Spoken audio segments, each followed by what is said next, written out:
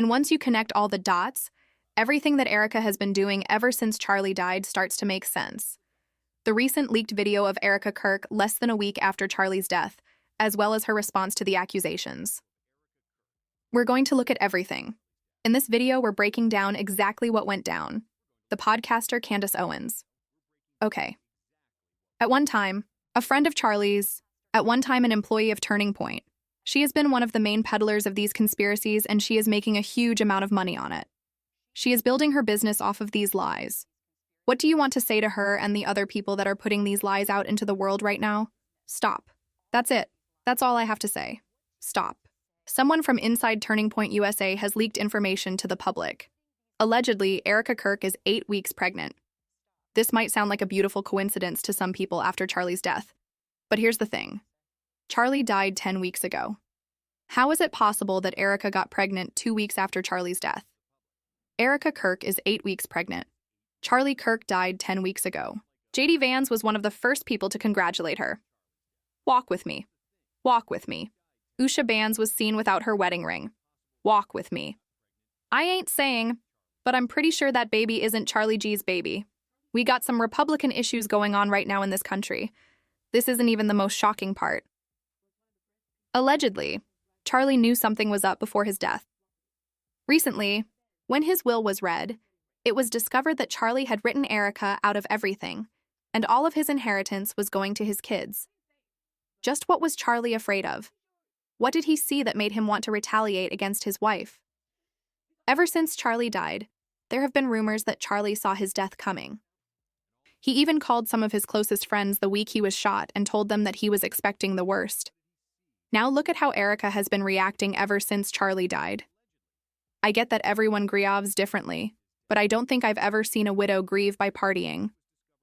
Candace Owens shared a leaked audio clip showing Erika Kirk speaking to Turning Point USA staff about merchandise sales and donor numbers the same week that Charlie died. Believe it or not, she called it the event of a century. Erika Kirk was having an affair, which is why Charlie Cook took her out of the will. So allegedly, the story is that Erika Kirk was having an affair. Charlie hired a private investigator to kind of follow her and see what was going on, and then he took her out of the will. So, Turning Point USA, all of the merch, none of that goes to her at all. It just goes to their 2 children. And boy, did they make a lot of money on that merch too. And mind you, he did this before he was assassinated. So I don't know, man. And some people are saying he found out kind of who Erika Kirk was, like who she really is. And that's why everything went downhill, which is insane because if you look at photos of them, you're like, that is the perfect marriage. That's the perfect life. They have 2 healthy, beautiful children. I mean, all their family photos look like this. So Erika supposedly starts screaming at the lawyers when she finds out that she was left with no money. But mind you, she was mad that Candace Owens allegedly was making hundreds of thousands of dollars on the assassination and everything going on, telling her side of the story, etc. But mind you, Erika Kirk said, and it was recorded that this assassination was the event of a century. But the weird part other than that statement itself, that was weird. The other weird part is she said, we could pull off the event of a century. That's weird. What do you mean we could pull it off? What do you mean? The fact that we were able to pull off an event of a century.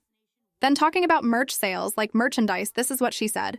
We had over 275,000 people. I think we're at like over 200,000 for merch sales. I know he left his will to his children, but I think he should have just given some to Candace Owens. I think that would have been funny. And here's how Erika was acting during the event. Notice how she can't even force herself to shed a tear and was actually laughing with the staff later on the call. Father, forgive them for they not know what they do. That man, that young man, I forgive him. Now, the real question here is that if Charlie isn't the father, then who is it? Well, let's look at all the events moving up to this news, and you'll figure everything out yourself. According to the same source that leaked the news, Erika allegedly found out about her pregnancy a few weeks after Charlie's death. She knew that she couldn't lie her way out of this one, so she decided she was going to try and paint it as a miracle. In her interview with Megyn Kelly, long before any news of her pregnancy broke out, Erika actually mentioned how Charlie wanted to have more kids. She had been praying to God for a miracle. By her own admission, This doesn't make sense because Erika would later state in a different interview that she's an extremely private person when it comes to being pregnant, and she would never share such information with the world. If that's really the case, then what happened here? So, you did get married. Yes. You have 2 kids, 2 precious babies. And you told me this in private. But how many kids did you guys want to have? We wanted to have 4. Yeah. And I was praying to God that I was pregnant when he got murdered. Oh, wow. I thought of that once, just like whether it was meant to be or whether I know we'd get news like that. I was like, oh goodness, that would be the ultimate blessing out of this catastrophe. So now when I see young couples, I tell them, please, don't put it off. Especially if you're a young woman, don't put it off. You can always have a career. You can always, go back to work. You can never just go back to having children and they grow so fast and so quickly. But I was praying both of us we were really excited to just expand our family. Thank God you have the 2. I know. Thank God. Girl, I know one day they'll find out. Right now they're just, little loves, and one day they'll find out that they're Charlie Kirk's children and they'll know what that means. So, we know that Erika had been working on breaking out the news sooner or later. Candace's source just revealed the truth before Erika had enough time to change the narrative. Now, right after Charlie died, Erika started hanging out with Vice President J. Vance. I mean, who can forget that weird hug Erika gave J.D. Vance while J.D. Vance's hands were on her hips? A lot of people were shocked when they saw this, but the real surprise was when J.D. Vance's wife, Usha Vance, showed up at a conference later without her ring. All new here at 6:30. The widow of conservative activist Charlie Kirk is taking over the organization her husband helped to establish. Erika Kirk was officially named as CEO of Turning Point USA by the group's board.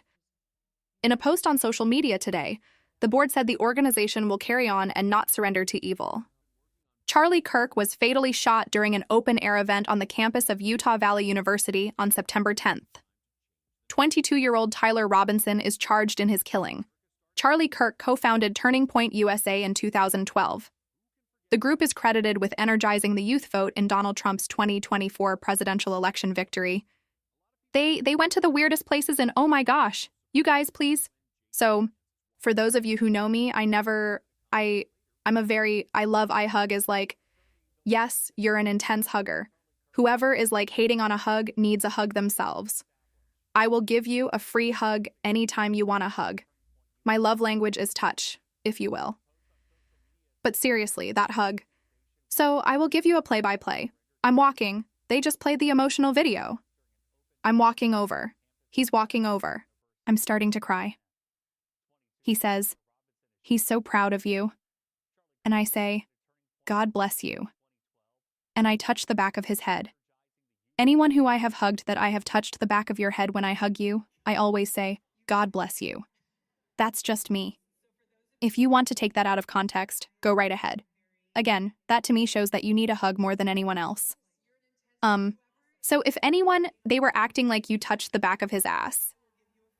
I feel like I wouldn't get as much hate if I did that. But no, seriously.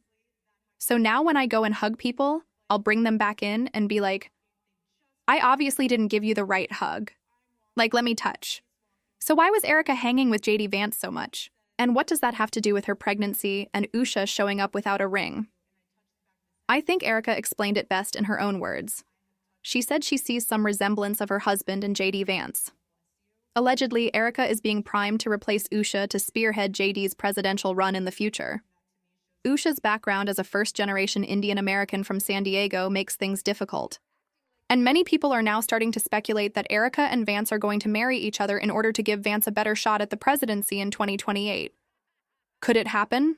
Well, with Vance wishing his wife were Christian and potentially publicly trying to plant the seeds of a divorce, and Erika saying she sees her husband, Charlie and Vance, it could very well be that these two and their PR teams are trying to set the stage for exactly that. Time will tell us for sure. Wholly, they are trying to replace Usha Vance with Erika Kirk, because Erika Kirk and J.D. Vance is their Christian nationalist wet dream, and you won't convince me otherwise.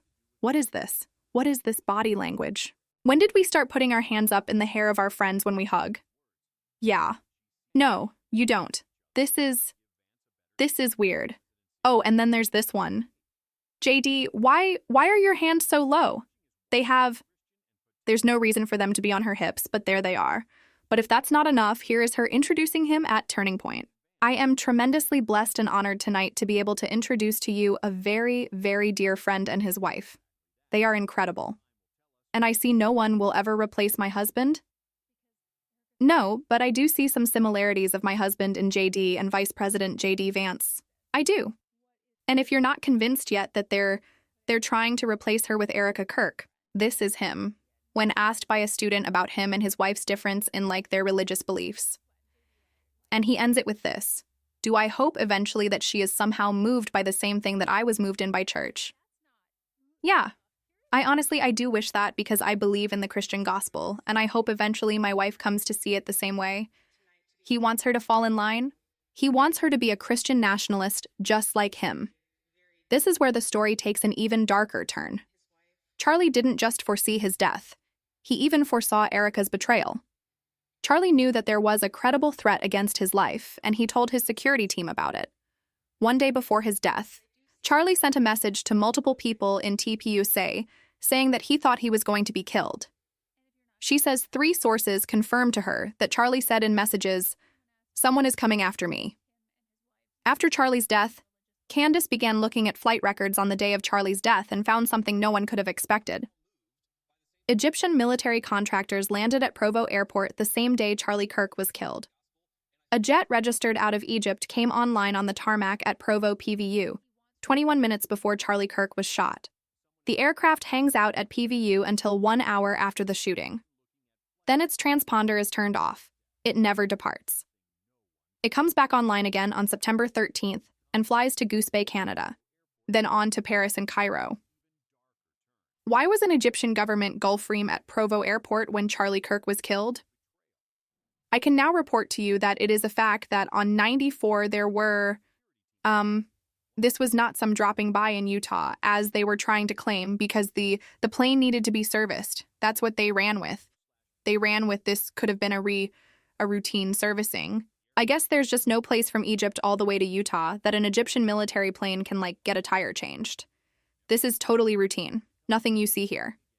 Well, I'm telling you that for a fact that plane was carrying military subcontractors, and for a fact they were dropped off in Provo. Okay? And that they did not make it back to Cairo. I showed you the plane left. They left on September 10th. It then laid over in Wilmington, Delaware, and departed back for Cairo on the 11th. I am telling you that when that plane left, okay, those people were mysteriously missing from that plane. Okay, what's going on here? Why are Egyptian military subcontractors? What are Egyptian military subcontractors? Everything comes back to Erika. When Candace looked at the flight records, you realize that this same plane had been following Charlie for more than a year. And what's even more interesting is that it was allegedly tracking Erika. There were more than 73 overlaps between flights that Erika took and flights that this plane was involved in. Combine this with the fact that we know someone with military experience was involved in the shooting, and you can see why Candace doesn't trust Erika. Person the planes were actually tracking for years was Erika. Not Charlie, but Erika was the one being tracked by these planes. Between 2022 and September of 2025, both of those aircrafts, SUBTT, the yellow plane, and SUBND, the blue plane, showed 68 overlaps with Erika's documented LOC locations. Okay, 68 overlaps. I have since been able to add now 73 times that this overlapped. Okay. And 29 of those instances also happened to include Charlie. Charlie was also present. These are all the instances in which this plane all 68 instances that this plane crossed with Erika. And I'm also going to say this includes overseas as well. So my instant question becomes, why didn't Turning Point acknowledge that this plane was familiar to them? When I was taking all of these figurative online bullets, someone could have easily said something, right? That's kind of a repeat thing in this investigation. Josh Hammer lies, I get attacked. Turning Point just stays silent. They know he's lying, but they allow the lie to flow. Alex Clark lies, I get attacked. I'm telling the truth. Turning Point knows it, but they kind of allow this Catholic thing, lie to flow. And the influencers are allowed to lie. Nobody at Turning Point ever just steps to clarify that I'm onto something or I'm telling the truth about something. And when it comes to these Egyptian flights, the math on this is indisputable. There is less than a 0.01% probability, under random distribution models that these Egyptian planes coincidentally landed around Erika at these times. Like I said, this plane was not just with her in America. It was also tracking her overseas as well. Erika actually responded to Candace Owens' claim that the Egyptian plan was following her. And like most of her rebuttals, this one was also completely useless. Erika actually twisted Candace's words and made it sound like Candace was lying. It was a classic deflection tactic. Avoid the core argument, exaggerate the accusation, then debunk a version of the claim that was never made in the first place. Watch what Erika says very closely. I'm nervous that they'll say we can't find a fair jury, like they're going to taint the jury pool. And in that case, that's how widespread you think these conspiracies have gone. Yes. That's how mainstream they've become. Okay. Egyptian planes. You want to plan? Okay. I was pregnant for 90% of those trips. Mind you, I've never. All those places they said I've traveled, I've never been. I mean, I've been, but I'm not within those states that they've. But you even said you need to. No, but this is. Yeah, but I do. I do on that one. Only because from a humor standpoint. I intentionally, when I was pregnant, hid, not because I was embarrassed, not because I didn't want anyone. Yes, we did keep it very private, but it's because it was a moment very sacred. I was growing a human inside of me, my baby. The world that Charlie and I live in is very toxic at times. Yeah. And when you are growing a beautiful child in you, I don't want to be around it. I want to enjoy eating my In-N-Out burger and my hot fudge sundae. That's what I want to do. I'm pregnant and I have 9 months to own it. You really think I'm going to be on an Egyptian plane while I am wanting to be with my In-N-Out burger and my chocolate milkshake? No, I'm not. So if you want to go through my flight log, go right ahead. It's very boring. You say I was here on this date. I have a photo in my phone to prove that I actually was in the hospital, because I was having contractions. So, game on. Did you see it? Candace never claimed that Erika was flying on the Egyptian planes. She claimed that Erika and the Egyptian planes had a significant overlap over where they were going and demanded an explanation. Erika didn't have an explanation, so like always, she just deflected the question and tried to shift the attention. Erika never addressed that overlap. Instead, she reframed Candace's claim into something more extreme and easier to dismiss, implying that Candace was accusing her of flying on military jets. That shift wasn't accidental. By attacking a claim that was never made, Erika avoided explaining the flight data itself and redirected attention away from the evidence. Super fun show today. You're probably seeing the clips, but Erika has gone off on conspiracy theorists. Obviously, every journalist out there is emailing me because it's about me. It's indirect, but it's also about me. And don't worry, in case you think it's not about me, she is going to name check me on stage with Barry Weiss on Saturday. How do we know? Because our mommy sluds be everywhere. And they recorded the town hall today. And as soon as the town hall concluded, we got a flutter of emails and what she says about the Egyptian planes. I'm sorry, not gonna lie. It's a little suspicious. It's weird. It's a weird response.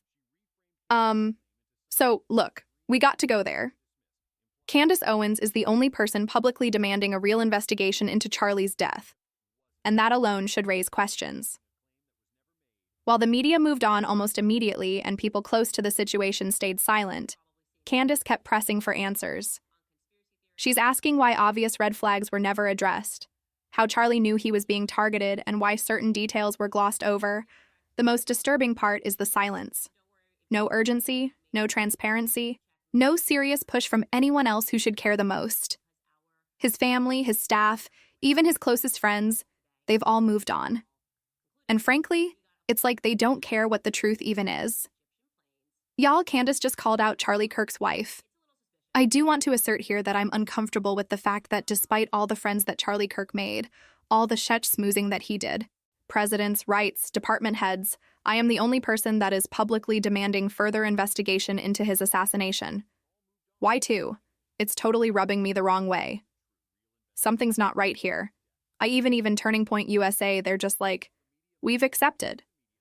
Obviously, there are holes in this narrative, and they're just like, we're going to just keep up his show.